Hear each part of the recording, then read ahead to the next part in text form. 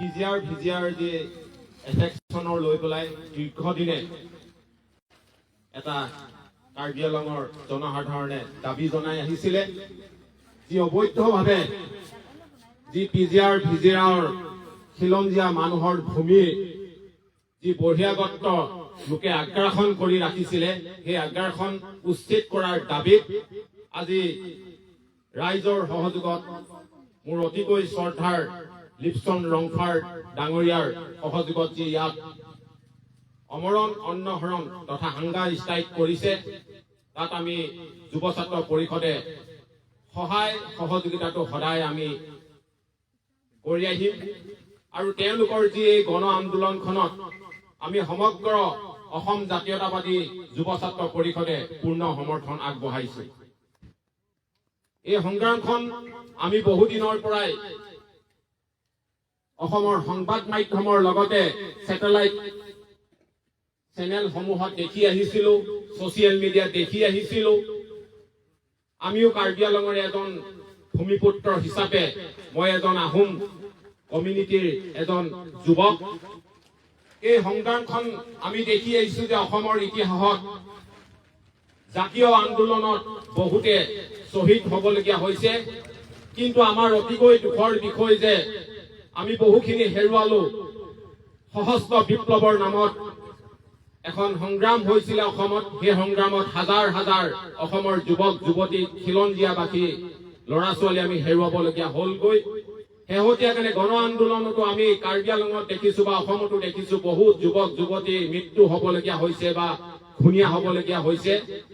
আজি কেইমাহ মানৰ আগতে কাৰ্বি আংলঙত এই ভিজিয়াৰ লৈ পেলাই এখন গণ আন্দোলন হৈছিলে। সেই আন্দোলনখনতো মই নিজেই জড়িত আছিলো, যি সেই সময়ৰ কাৰ্বি আংলঙৰ SP ডাঙৰীয়াৰ যি নেতৃত্বত যি গণ আন্দোলনখন স্তব্ধ কৰি দিব লৈছিলে আগৰ যিজন আৰক্ষী অধীক্ষক আছিলে। আমি সেই ঘটনাত চকুৰে নিজে প্ৰত্যক্ষভাৱে আছিলো আৰু সেই আন্দোলনখন যিদৰে ৰাইজক গণ আন্দোলনখনক আৰক্ষী বাহিনীৰ দ্বাৰা চেদিলি ভেদিলি কৰি দিয়া হৈছিলে সেইটোত আমি অতিকৈ মৰ্মাহত হৈছিল। কাৰণ আমি এখন গণতন্ত্ৰৰ দেশত বসবাস কৰিছো। গণতন্ত্ৰৰ দেশত যদি আমি গণ আন্দোলন কৰাৰ অধিকাৰকণ যদি আমি কাঢ়ি নিব বিচাৰে শাসক পক্ষই, তেতিয়া ইয়াতকৈ জাতিটোৰ বাবে দুৰ্ভাগ্যজনক বিষয় নাই। সেইকাৰণে আজি আমি অসম জাতীয়তাবাদী যুৱ ছাত্ৰ পৰিষদে 1978ৰ পৰাই জন্মৰ পৰাই আমি 4টা দাবী জনাই আহিছিলো যে অসমত আজি যিবোৰ চৰকাৰখনে ট্ৰাইবেল আৰু যিখিনি এতিয়া অনাগত দিনত যি দাবী কৰি আছে 6টা জনগোষ্ঠীয়ে যি সংঘাত লগাবলৈ যি চক্ৰান্ত কৰিছিল, এই চক্ৰান্তৰ বিৰুদ্ধে আমি মাত মাতি আহিছো। আমি কৈছো যে অসমত অন্তঃৰাজ্যিক পাৰপত্ৰ তথা ইলাৰ্নেণ্ট পাৰ্মিট যদি দিয়ে আৰু অসমত যদি ভূমি সংৰক্ষণৰ যদি খিলঞ্জীয়া মানুহৰ অধিকাৰৰ হাতত দিয়ে, তেতিয়াহ'লে আমাক এই ST বিচাৰি থকা অধিকাৰবোৰ আমাক নিদিলেও হয় বুলি মই এজন আহোম যুৱক হিচাপে ক'ব বিচাৰিছো।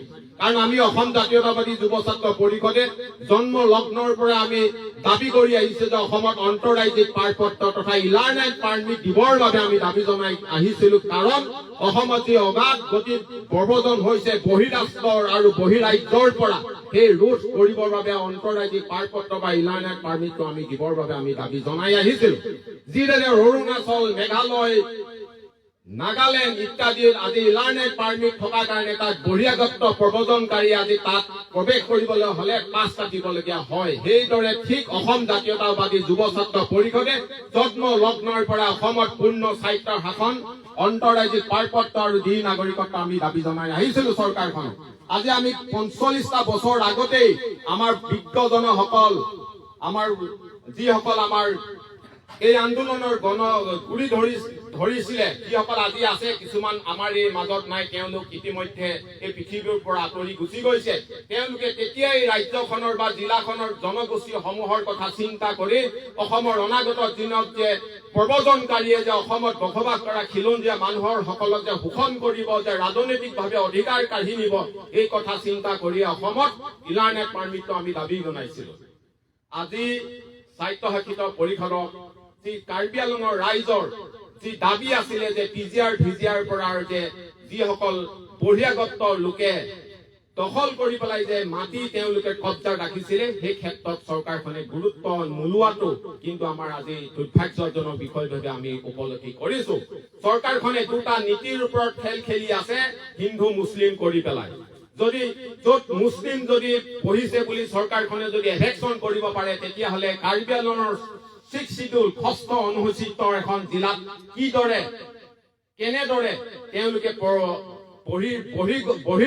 বহিৰাজ্যৰ পৰা অহা বহিৰাগতসকলে মাটি দখল কৰিব পাৰিছে, এই ক্ষেত্ৰত এতিয়া আমি চিন্তনীয় বিষয় হৈছে। সেইকাৰণে আমি ক'ব বিচাৰিছো যে অসমখনক বা জিলাখনৰ এই কাৰ্বি আংলঙৰ পাহাৰীয়া জিলাখনৰ যদি এনেদৰে যদি চৰকাৰখনে গুৰুত্ব নিদিয়ে, এই কথাটো কিন্তু আমি চিন্তনীয় বিষয় হৈছে। আৰু অতিকৈ পৰিতাপৰ বিষয় যে অসমত কেইবাটাও ছেটেলাইট চেনেল আছে, আমি দেখিবলৈ বা লক্ষ্য কৰিছো। আমি সঁচা কথা কবলৈ গ'লে অসমত এতিয়া প্ৰতিদিন টাইম বোলা এই ছেটেলাইট চেনেলটোহে, যিটো জয়ন্ত বৰুৱা বোলা স্বত্বাধিকাৰীজনৰ চেনেলটোতহে অসমৰ চৰকাৰী বিৰুদ্ধে কিছুমান বাতৰি নিউজ দেখিবলৈ পাওঁ। বাকী চেনেলসমূহত কিন্তু যিদৰে আজিৰ এই অঞ্চলত যিটো হাংগা ষ্ট্ৰাইক তথা কাৰ্যসূচী চলি আছিলে, যিদৰে অসমৰ চেনেলসমূহত বাজিব লাগিছিলে, সেইদৰে কিন্তু আমি চেনেলসমূহত বাতৰি পৰিৱেশন হ'ব লাগিছিলে, কিন্তু হোৱাৰ আমি নজৰ দেখা হোৱা নাই, পৰিলক্ষিত হোৱা নাই। এইটো ক্ষেত্ৰতো এটা দুৰ্ভাগ্যজনক বিষয় বুলি আমি ক'ব বিচাৰিছো। আৰু আমি অসম জাতীয়তাবাদী যুৱ ছাত্ৰ পৰিষদে আমি ক'ব বিচাৰিছো যে ভিজিআৰ এফেকশ্যনটো অতি শীঘ্ৰে চৰকাৰখনে কৰিব লাগিব। তেওঁলোকে যি হাইকোৰ্টৰ যি নীতি নিয়মৰ কথা কৈ আছে, এই কিছুমান নীতি নিয়মৰ মেৰ পাকত সুমুৱাই পেলাই ইলেকশ্যনটো পাছ হোৱাৰ পিছত যে আকৌ যেন পাহৰণি কৰিবলৈ নাযায়, সেই ক্ষেত্ৰতো আমি চৰকাৰখনৰ নজৰত আমি ৰাখিব লাগিব।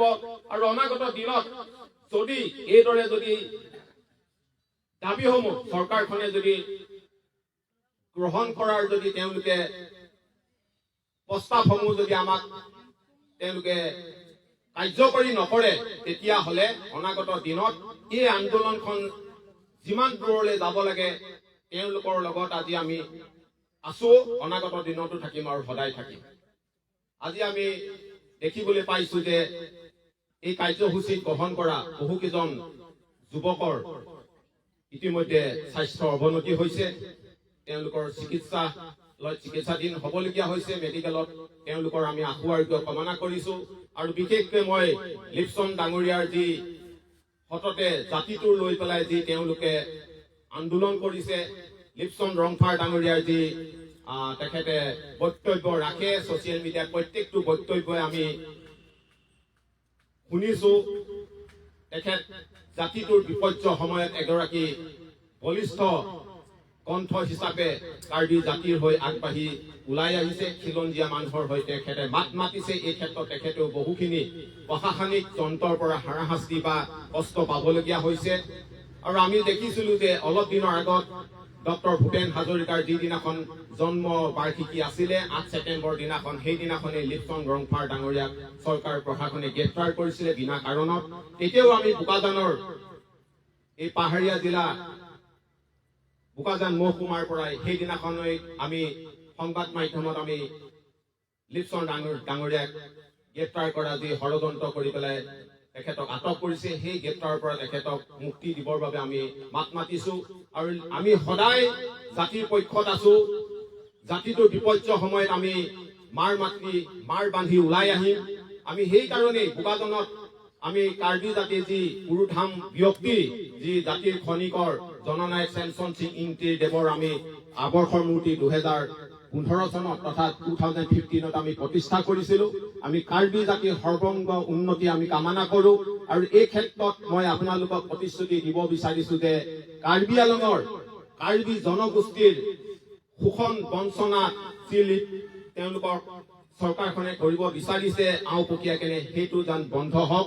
আৰু আমি ক'ব বিচাৰিছো যে মোৰ অন্তৰৰ পৰা, মোৰ ব্যক্তিগত ফালৰ পৰা ক'বলৈ বিচাৰিছো যে কাৰ্বি আংলঙত যি ৰাজনৈতিক যি ভোটৰ অধিকাৰ লৈ পেলাই অলপ দিনৰ আগত যিবোৰ বক্তব্য ৰাখিছে, এই ক্ষেত্ৰতো আমি কৈছো যে খিলঞ্জীয়া মানুহৰ অস্তিত্বৰ বাহিৰে বহিৰাগত বিদেশীসকলক অতি শীঘ্ৰে ইয়াৰ পৰা ভোটৰ নাম কাটিবলৈ লাগে বুলি আজি আমি চৰকাৰখনলৈ দাবী জনাইছো।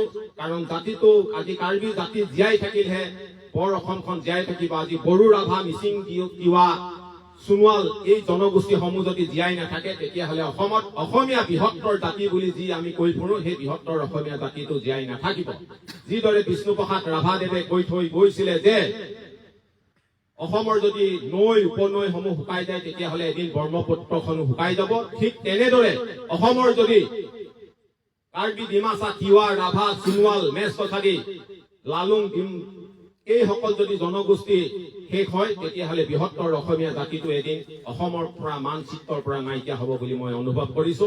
আৰু অনাগত দিনত কাৰ্বি জনসাধাৰণৰ যি সংগ্ৰামখন জয় হওক তাৰে কামনা কৰি মোৰ চমু বক্তব্য সামৰণি মাৰিছো। ধন্যবাদ। কাৰ্ডম।